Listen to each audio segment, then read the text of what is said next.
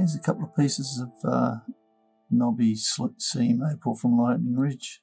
It's got characteristics of both in the pieces, I feel. Rules in millimetres. Material's been wetted to help show the colours.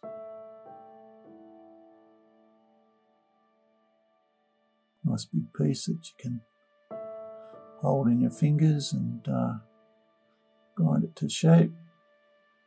Use the back, cut the back off and use it as doublet material. Another piece.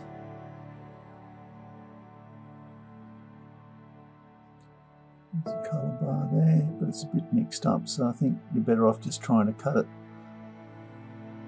Leave it as perhaps a Baroque type stone and put a hole in it and hang it off a string.